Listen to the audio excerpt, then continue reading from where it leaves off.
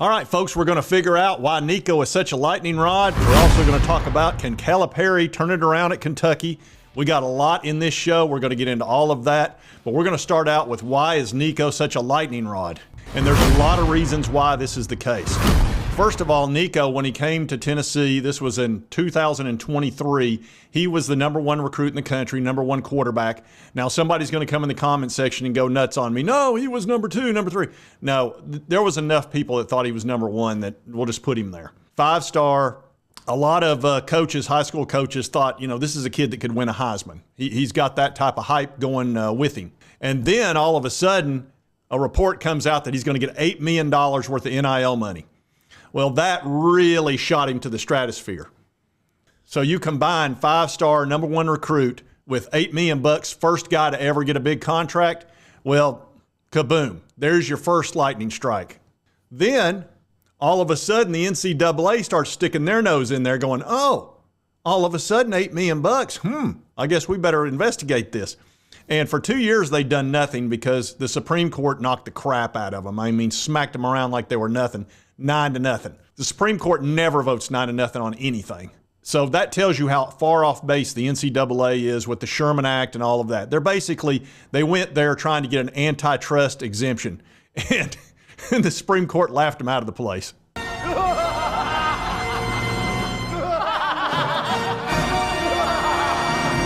So anyway, they're still going after Nico because they got themselves a new president who even admitted there are no rules. Right now, there are no rules around how name, image, and likeness works. And for your audience, that's the opportunity for student athletes to benefit from their name, image, and likeness. But he came back and said, oh, well, there are guidelines. Then he called them bylaws. Then he called them just whatever he could think of to try to make it sound like he really didn't say there were no rules. So you've got all of that going on. And then, of course, during all that process, he finally was able to start a game, which was the Citrus Bowl. He played really well. He scored 4 touchdowns against a top 10 defense. And Iowa's defense is really good. Now, you can say what you want about Iowa's offense. They're terrible. Yeah, you really suck. They didn't score a point. We beat them 35-0. But their defense is really good. It was top 10 in every ranking. And they usually try to trick a young quarterback into interceptions. They're really good at getting interceptions. They got 0 turnovers, and again, Nico scored 4 times. He would have scored a fifth time had a receiver not just stopped running on a wide-open long pass. He just stopped running. I guess he lost it in the sun, but it is a perfect pass. So there's that. So that just made the hype go through the roof. So you've got the 5-star who shows out in a bowl game under all the lights, and I mean, he looked cool as a cucumber, which is what all the high school coaches have been saying. Say, this guy's great under pressure, you're going to see. And Coach Jay especially, who knows a lot of the high school coaches out in California, was like, this guy's special. Just go ahead and quit worrying. So that happens. Then the state of Tennessee and the state of Virginia sue the NCAA. That blows all up, and it's all over a plane ride. They're upset that Nico got a private plane from Spire Sports in California to Tennessee, which I think is ridiculous. He signed with Spire Sports. You're allowed to do that in the state of California. That's where the Alston case came from, and that's the case that got destroyed in the Supreme Court. So he's allowed to get a plane ride from California to Tennessee based on California state law. Hello? Hello, anybody home? Huh? Think, McFly, think. And Tennessee state law, because the state of Tennessee passed a law about NIL. So the NCAA tries to make a big deal out of that. Then their attorney all of a sudden acted like the other day he didn't even know what they were talking about. Why are we even here? What NCAA investigation? That's because they haven't done the notice of allegations yet. They've sent a rough draft, is my understanding, and they've been in there investigating for like a couple of months. And Tennessee was cooperative, which in hindsight now they should have just kicked them the crap out and said, get out of here. We're tired of dealing with you over this type of nonsense. And I'd say that'll be the case from this point forward because they're going to win this case long term. Whether they get this injunction or not, we'll see. We'll find that out any day now. Today's President's Day, so I don't expect it to happen today, but maybe over the next coming days as far as the injunction. But long term, I couldn't feel better about this case. So he shows out in a bowl game. He's getting $8 million. He was the #1 recruit in 2023. And let me tell you some other things that he's got going for him. First of all, he's a real nice kid, is my understanding. He was very humble when he came in and wanted to learn. He stayed behind Joe Milton. A lot of people thought he should start halfway through the season. He didn't push for any of that. He just said, hey, I'm just going to sit back and learn. and he gets along with the other players. He didn't come in there like I'm all that, driving his Lambo and doing all that kind of crap. He came in quietly and said, hey, I need to learn. So that's helped him a bunch, especially with the Tennessee folks. But here's the other thing. He's got a cool name. Nico is a name you're going to remember. And you can think, well, name's not that important. Oh, really? Tell Elvis Presley that. Everybody knew him as Elvis. How about Cher? How about Madonna? When you have a cool first name that you can be called that actually, it helps. If you've got a very average name, if your name's Joe Johnson or, Tom Smith or whatever, it's just not a name that's going to resonate like Nico does. A perfect name for him would be Sherman, because then it could be Sherman. You get that. But anyway, Nico works just fine. And his last name's Iamaleava. It's not that hard to say. I like to say, Nico, I'm not about to leave you. And I do that because so many of the other people in the SEC call it he's about to leave you. Anyway, that's neither here nor there. But that's a big reason why he's such a lightning rod. And he's going to continue to be that. And you can see people talking about him here in all these articles. And every story is kind of this way. This is by Evan Crowell in Volunteer Country. Says Nico is a rising star, and that was actually from national analyst on 247 Brad Crawford. And his position was the former five-star has a chance to finish in the top tier of the players in the SEC. And that's compared with Quinn Ewers, Carson Beck, Jackson Dart, and all these other great quarterbacks. And here's another story by Zach Reagan in A to Z Sports. It says Greg McElroy didn't take a cautious approach this week while discussing Nico. It said McElroy said it feels like Iamaleava is the answer for Tennessee. It says Tennessee could have the breakout star in college football this upcoming year. He said if their quarterback plays at a crazy high level, they're going to be really tough to beat.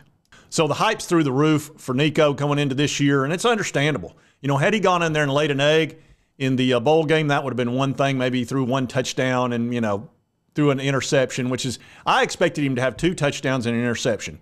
Instead, he did 4 and 0. So that was even better than I expected, and I thought he would play well. But I didn't think he'd have to play very well because I didn't think Iowa was going to be able to score more than about 10 points, and they scored 0. So that's a big part of it. There's just a lot going on with this guy, and he could not be more in the national spotlight. He really couldn't. He's getting more exposure and more talk than any player in the country right now, and he's really started one ball game. And that's just a fact. He's in the middle of this lawsuit, and everybody's saying he's the next star, that these are guys in the know. So that's why he's such a lightning rod. And there's a lot of teams out there that are not happy about it. They don't want him getting all this attention, and they don't want Tennessee to be on the top, at the top. And I understand that. I really do. I get it. It's frustrating for him. It's like, oh, what did this guy ever do? He's only played one ball game. And he only threw for under 200 yards. Really? He had 6 sacks. We had a makeshift offensive line. 3 starters were out. And he scores 4 touchdowns, 0 interceptions with 6 sacks. And understand he's only going to get quicker with throwing the ball and reading the defenses. Normally when you start your very first game, it's usually against Podunk U or Little Sisters of the Poor. And you go out there and you throw a couple of touchdowns and, you kind of struggle a little bit. You play okay. He went out there and played great against a top 10 defense under the spotlight. And if you don't think that's hard to do, ask the Ohio State freshman who started in a bowl game. That didn't go so well. He scored 3 points. The Florida State freshman who started against Georgia, you saw why that went. It's really hard for a freshman to start a game and come out and play well at all. It's very difficult. And he made it look pretty easy, honestly. He looked like it was, hey, this is what I do, man. Why are you surprised? So that makes him a lightning rod. All of those reasons. And it's not going to change. Every game, all eyes are going to be on Nico. It's just the way it is. I think he's used to that. He's been doing it his whole life, everywhere he's been, whether he was in high school, he was the top recruit. I don't think it's going to bother him too much. I think he's just going to go out there and do what he does, and that should be good enough. So don't be surprised if he continues to be focused on, and he's going to get a lot of positive and a lot of hate. So it is what it is. But he's a quiet kid, and I think he's going to handle it just fine. So don't be surprised by it and don't be off-put by it because it's going to happen. All right, now we're going to talk about Kentucky Wildcats a little bit and the SEC basketball scene. We need to talk about that some. Now, Kentucky's had a real struggle this year. They have just not played well. And that's not uncommon for Kentucky to do that because they start a lot of freshmen. And when they recruit all these 5-stars. If you've seen, they're always 1 or 2 in recruiting. But here's the problem with the way Calipari recruits and his style. when you bring in a ton of 5 stars, yeah, that may seem great. And in football, it is. In basketball, you get those guys for one season for the most part. Then they're off to the NBA. So they're undisciplined.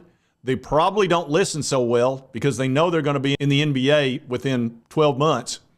And they've never played team ball. In high school, it was just get this kid the ball. When you're the 5-star high school player, everything's about you. Just get him the ball, let him do his thing. Now you're having to play a team, and you're playing against a bunch of veteran teams against you. You know, when you go up against Tennessee, for example, I think we've got a couple of 7-year seniors in Vescovi and Triple J. 7 years of college down the drain. And you're playing a lot of teams that have those guys that were, you know, good recruits. Triple J was a 5-star, as a matter of fact. But they've been playing college basketball forever. They're mature, their body's mature, their mind is mature. And you're going up against a bunch of 18-year-old kids that are super talented that have never played real team ball. So it takes a long time for Calipari to get all those guys working together. And it's happened that way every year. That's why I don't think his system is the best way to go right now. You've got to have some veterans in there to help keep everything calm. Because, like I said, they're only going to be there 1 year. It's not like college football where they got to stay 3 years. So Kentucky Sports Radio, of course, covers them, and they've been either a party or a funeral. They're either just way down and the world's ending, we got to get rid of Calipari, or everything's great and we're on our way back up, which I like about Kentucky Sports Radio. I like that they wear their emotions on their sleeve. It makes for great content.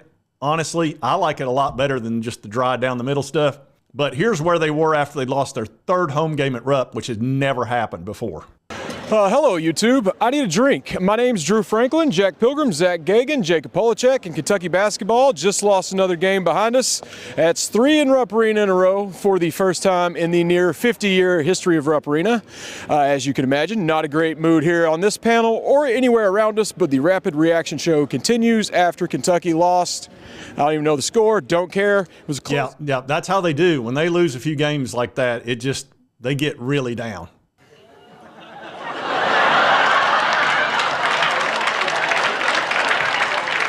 Yeah, that's about what it's like. But when they win, all of us, look, they beat Auburn at the Jungle, okay? You don't win at the Jungle. It's the toughest gym to play in the SEC, in my opinion. It's one of the smallest. It's like 9,000 seats. It's tiny. But it's so loud. They're so on top of you. The fans, I mean, you can literally reach out and almost touch them. And they're psychotic down there. They love Bruce Pearl. Bruce Pearl's a good coach. I hate that we lost him, especially the way we did over stupid barbecue sandwich, but that's what the NCAA does. They go nuts over stupid crap.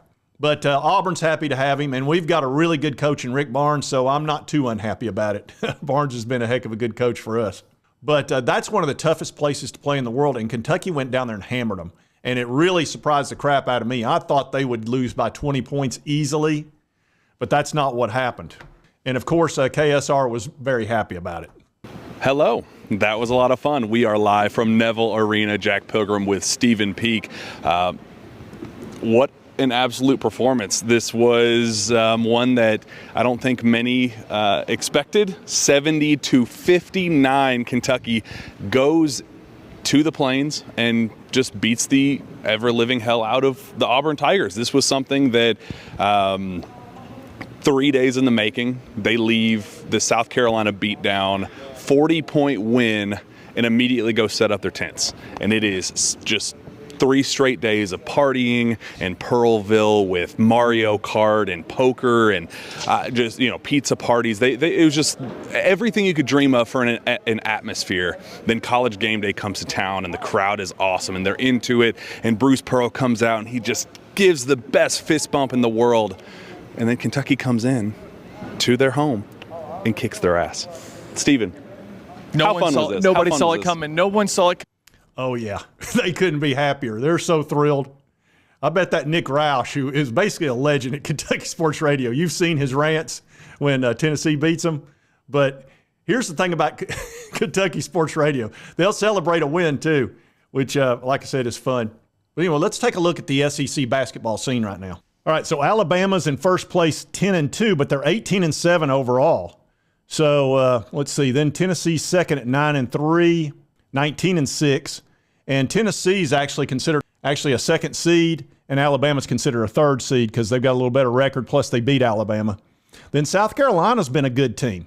They've been real solid. They actually beat Tennessee. They're not ranked that high for some reason, though. Then Auburn, this was a huge loss for Auburn. They needed that win over Kentucky. Florida's hanging around there, and there you see Kentucky at 8-4, not that bad off, 18-7. There was some thought they might not even make the dance, but that wasn't really realistic. I expect them to easily make the NCAA, especially after beating Auburn, which would be a quad 1 win for them because Auburn's got 20 wins. So those are your teams that can actually win the SEC. Alabama obviously is in a very good spot. Tennessee's coming off 2 very big wins. They beat the crap out of Arkansas at Arkansas, and then they just cleaned up on Vandy at home. That was no big deal. Well, whoop-de-doo. Get out. But given what Kentucky's got left, they've got LSU away. Then this is their big game, Alabama. They need to win that game, and it's not going to be easy. Then I think they'll beat a few of these teams right here. They'll probably win all 3 of those games. Then they got to play Tennessee at Thompson-Boling, which will be a huge game. It's at 4 o'clock. Darn, I wish that was at night. But Kentucky can get themselves down into a 5th or 6th seed. I think that would help them a lot. If they go in at 8, 9, or 10, they're not going to get very far in the NCAA. You can't just get upset after upset after upset. You know, you're going to have a cold shooting night, and then there you are. But the reason, again, they struggle, let me show you why. Their best player, in my opinion, is this Dillingham cat. Get that cat out of here. Yes, sir. He is really good. He scored about 30 against us, and we still beat him by like 10 points. His name's Rob Dillingham. This guy is a scorer. He's a true freshman. He's averaging like 15 points, but he's really come into his own in the second half of this season, and he's scoring at a terrific rate, and he's very hard to stop. But again, true freshman. Their 3rd leading scorer, Shepard. Again, you can see right here, true freshman, scoring like 12 points a game. So 2 of their 3 top starters are true freshmen. You just don't see that a lot in college basketball unless you're just dealing with 5 stars and you're constantly circulating them. And here's their number 5 starter, DJ Wagner, also a true freshman. So there you go. When 3 of your top 5 players are true freshmen, you're going to have growing pains. And Kentucky has been struggling over the years to get through those growing pains fast enough. It's really hard to do. Again, you're going up against teams with tons of seniors and juniors. And we don't have very many freshmen that play at UT. It's pretty rare. I mean, look at our best players. Obviously, Dalton Connect, who's unbelievable. He's good. He's real good. The name is Dalton. He's a senior. Vescovi's senior. James is senior. I think Adu's a senior. So I'm not convinced that Kentucky's recruiting philosophy, even though it's awesome to get 5 stars, is a winning combination anymore with the way things are set up because they're going to be gone in a year. So anyway, I think they will turn it around and get into the NCAA and make a little bit of noise, but I don't think they've got the seasoning on their team that they need to go and make a deep run. I just don't. But anyway, they're fun to watch. They really are. And I look forward to that game against Kentucky at Thompson-Boling. If we beat them there, and we'll have beaten them at football and swept them in basketball. And if that happens, you know this is the reaction you're going to get from Kentucky Sports Radio. Now we're stuck here. Mark Stoops is 2-9 against this team. And to walk around this place before the game, I was disgusted. The smugness of those guys just walking around like, we're going to walk in here, we're going to kick your ass, and you can't do anything about it. And it made me sick. And you know what? They did it. They still did it. What the hell? Can we just beat this team? I know that Mark Stoops has done a lot of good things. This is his one really bad thing. The stupid stat about beating teams with a winning record and taking the next step and blah, blah. Just freaking beat Tennessee. Please, can we just stop losing to this stupid team with their stupid orange colors, and their stupid song, and their woo, get their woo on out of here. Absolutely. It'll be just like that. Anyway, I wanted to cover Nico a little bit, kind of talk to you about that, and I also wanted to cover SEC basketball a smidge and talk about Kentucky kind of specifically because they are such a unique animal. Anyway, if you like this content, be sure to hit that like button. Let's continue to cover my Vols, the SEC, and all these big news stories. If you've not subscribed, it is on your right, my left. If you hit this little button, it'll help you get my videos, and it just makes it easier for you when you're dealing with the algorithm and all that crap. I mean, it just gets tricky. And again, it doesn't cost you a dime. And right over here is the most recent video YouTube thinks you'll enjoy based on your viewing history. And we'll see you next time on Sports Talk Jay.